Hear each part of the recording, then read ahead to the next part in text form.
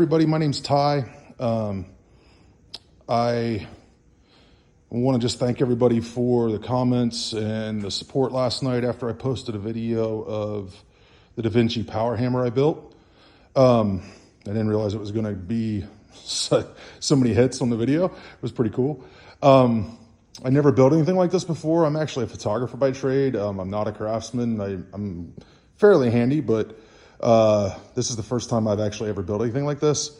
Got a lot of questions from a lot of people asking about plans. I didn't really have any plans for it. There's plans on Christ Center Ironworks that I downloaded and kind of looked at, but a lot of YouTube videos I looked at, a lot of photos online, and just kind of studied them for a long time and made my own iteration of this. So a lot of people asked kind of how I did it and what I did. So I'll kind of give you the best tutorial I can of what I kind of went through in my process a little bit. So I guess I'll start off with the wood. A lot of this is reclaimed wood and what I had around the house. I knew I wanted a lot of weight on this, so to reduce vibration and reduction. So I used a lot of 4x6s and 4x4s.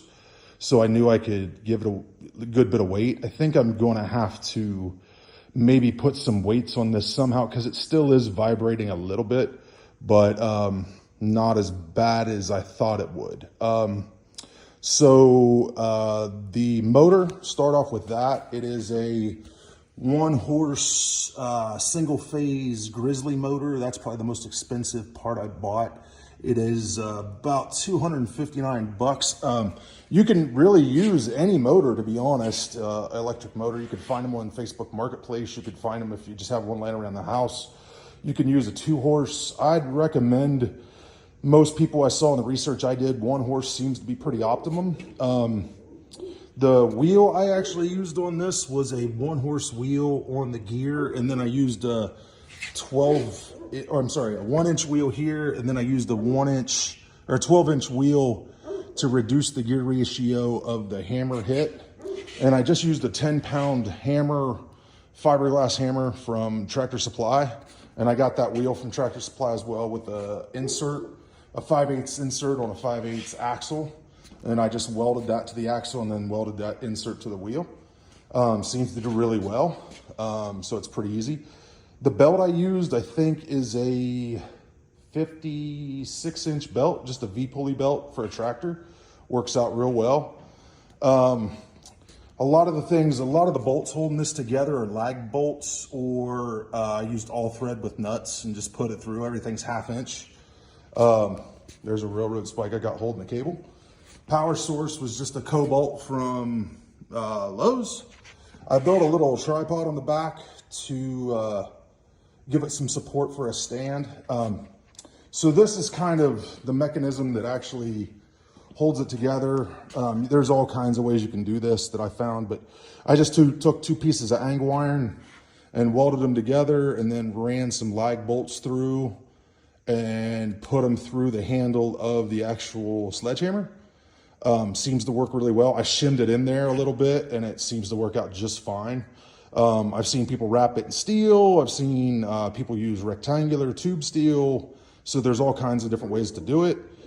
I use pillow block bearings. You can use 2x4s. You can use all kinds of different things to support the axle. Just make sure it's level.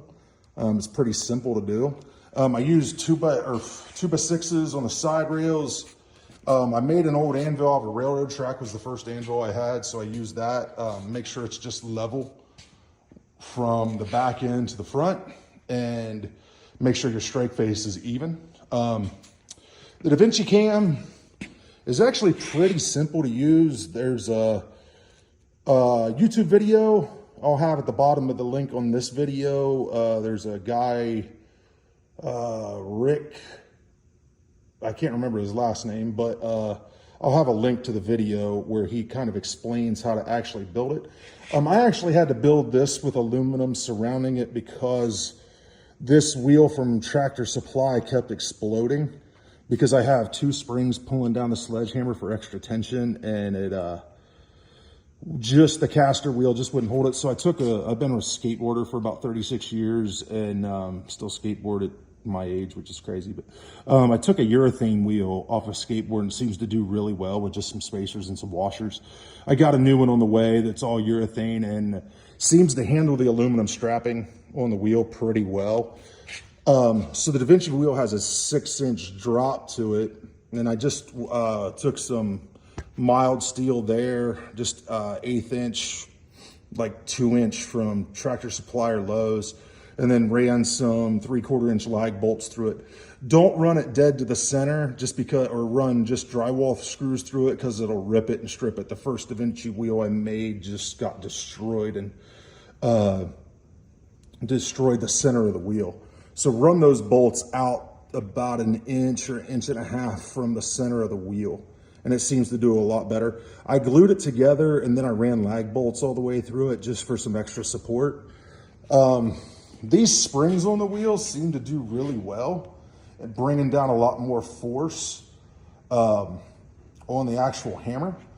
And to find a sweet spot on the wheel is pretty important. So when the cam spins, you don't want it to hit too soon. So you want it to engage in a nice spot. So you might have to move this wheel forward or backward along the shaft of the sledgehammer.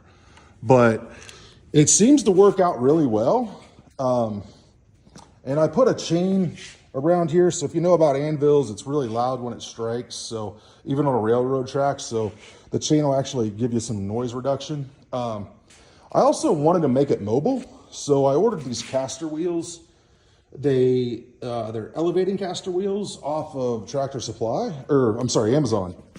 They had them for about 20 bucks, and you can actually move this thing around. It lifts it up about 3/4 of an inch off the floor. So if you've got a smooth surface in your garage, you can make this thing mobile and move it around with one hand. So it is a pretty simple build. There was a lot of revamping to this thing. I made a lot of mistakes, and I had to go back and fix quite a bit of things. And I had too big of a chain on there, and then this part kept slipping here. So I actually took 2 bolts and ran down through because the wheel kept slipping side to side. So I took 2 bolts and drilled down through the wheel, and the U-bolts just didn't seem to hold it tight enough. So these actually held it in place even tighter. So it seems to do really well now. Make sure you have a good power source in your fuse box. 110 cable, just a regular 110 electric cable may not run it or extension cord may not run it very well. So make sure you have something maybe a little heavy duty. A lot of people recommended, pouring concrete to the floor, but I have a small forge area. So, I store other things in this shop, and I tinker on motorcycles and some other things. So I, wanted to make sure I had room where I can kind of move it in and out. So that's why I made it mobile. But if you're a crafty person, it shouldn't be too hard to make. Like I said, for me, this was something new, and it was something I wasn't very familiar with, but, there's different ways to do it. A lot of people I've seen use actual railroad heads instead of, they take a railroad head here and take a railroad head here. Some people are really good welders and do it all out of metal instead of wood. I actually charred this whole frame. It's an old Japanese process called shoshugiban. There's another Japanese word for it, but I can't remember the correct way to say it in Japanese right now. But it dries the oil out of the wood, and if you go to Japan, you'll see old wooden structures there, centuries old, and it makes it waterproof and insect proof. So it does give it soot, so you can wash it down. Make sure you wash it down after the fact and clean it off. But it seems to work out really well. I'll plug it in and kind of give you a quick demo of what it does now. I'll lower it to the floor here. And so the casters seem to work out really well so far. You kind of just have to make sure they turn and they stay level. You got to kind of find a sweet spot on the concrete, but it levels off pretty well. So go over here and grab the extension cord. Pardon the mess. I just literally finished this thing about a half hour ago. So plug it in here.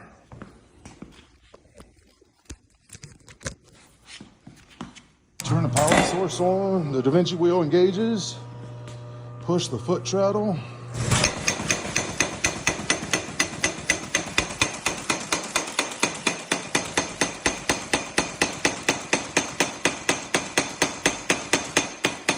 You can also slow it down a little to get a little bit more control.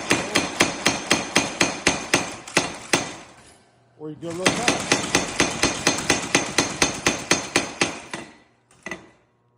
So the Davinci wheel kind of always stays engaged right there, but I found kind of that sweet spot where it hits and seems to be doing really well and not chewing things up, and the wheel seems to stay fairly centered now. So been pretty happy with it thus far. So yeah, if y'all have any more questions, please hit me up. I'll post this video here in the next few minutes. So take care, y'all. Thanks again for all the support and comments. And like I said, if you have any more questions, let me know. I'll be posting some knives I make on it and other videos, and I'll be forging here pretty soon on this thing. So thanks again, everybody. Take care and happy holidays.